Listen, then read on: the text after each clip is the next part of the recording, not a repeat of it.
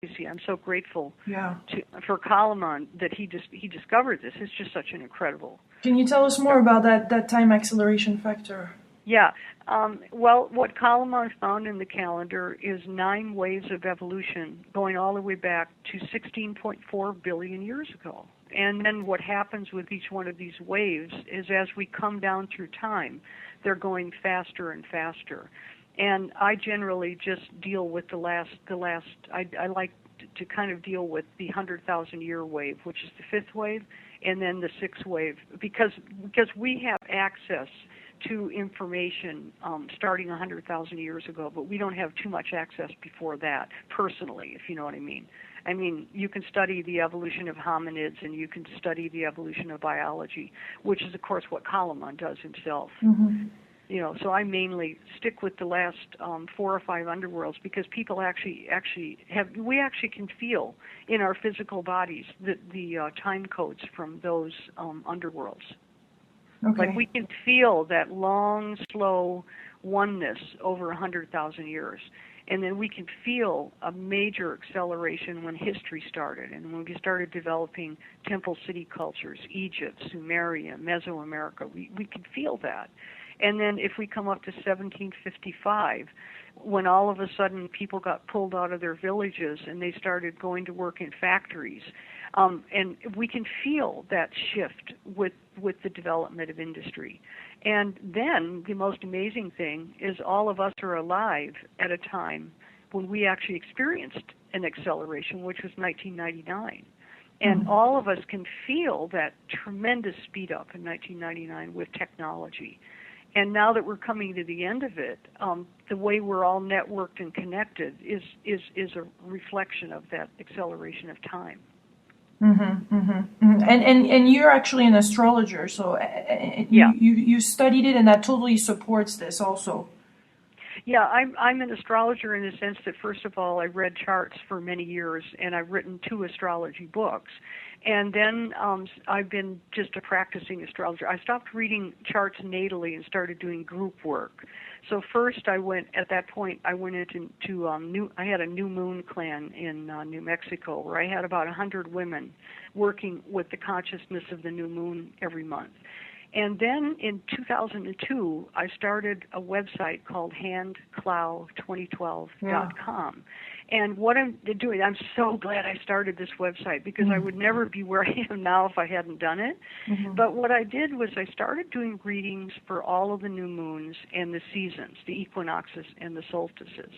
Then when I discovered Calleman's time acceleration factor, I have been combining the time acceleration theory with astrology since 2006.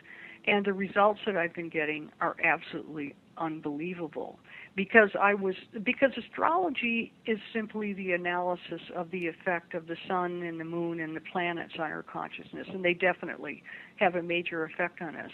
But when you add time acceleration to it, then you have a handle on where we are from an evolutionary perspective. And then when we start looking at the astrological influence, what we can see from it is really quite extraordinary. So I just do that every month for free. And the results are actually, I'm just amazed by the results of this particular gift, if you want to call it that. Wow. But so tell us a bit more about that obsessions that Mayan had about time and why this. Tell us more about this 9 dimension, and it can be a bit hard to grasp for us.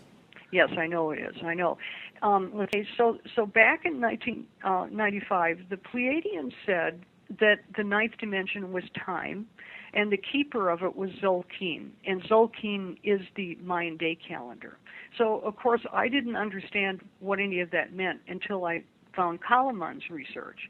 And so once I was able to integrate Calleman's idea, I began to see something really extraordinary, which is that time codes, calibrated time codes, are feeding information into the light, into the 8th dimensional divine level, and then creation happens because of the information in these time codes.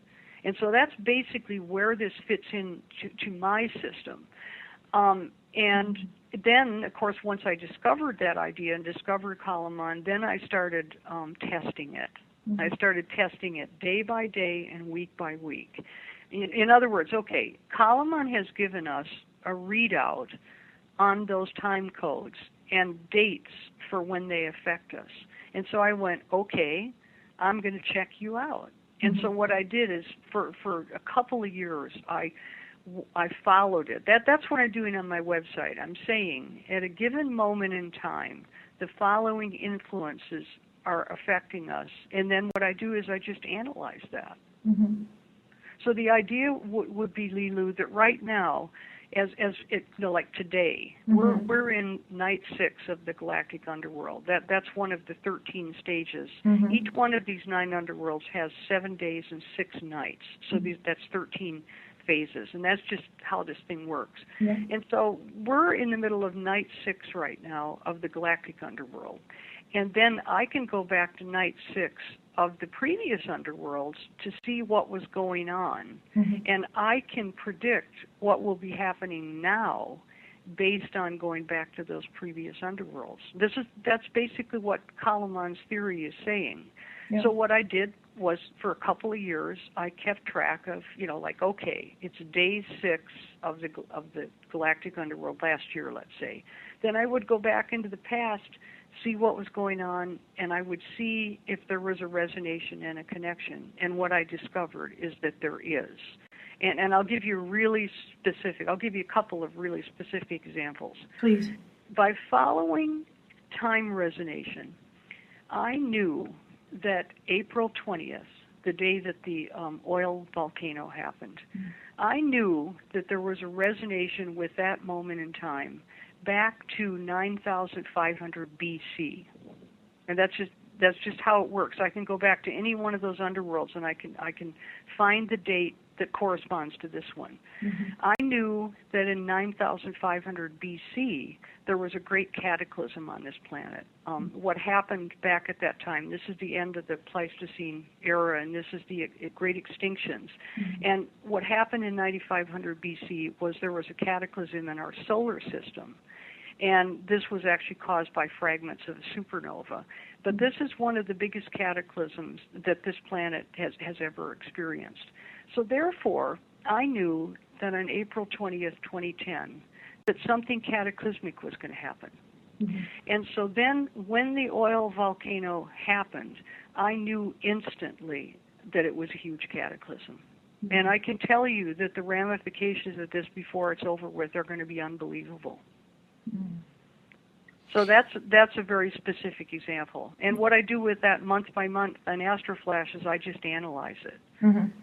For example, time acceleration is showing us that in late August, September of 2010, it's very likely that the Eastern world is going to dominate the Western world very strongly, which would translate out as a lot of issues between East and West, a lot of issues with Israel, a lot of issues with Turkey, a lot of issues with Iran. In other words, time acceleration is telling us that the West is going to be in a very weak position in late August or September. And how do I do that? If you go back to the national underworld, that's the 5,125-year historical period, in late August, early September, we are resonating with the moment when the Ottoman Turks conquered the Mediterranean. In other words, the Ottoman Turks became so powerful in the mid-16th century that they finally took Constantinople. It wasn't Constantinople. They called it Byzantium, and it became Istanbul all of a sudden.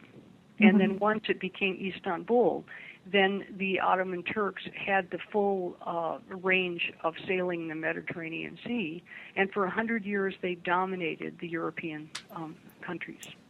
So these are specific examples. I just watch for key turning points in the past where we have information, and then I apply it to what might be going on now. Yeah.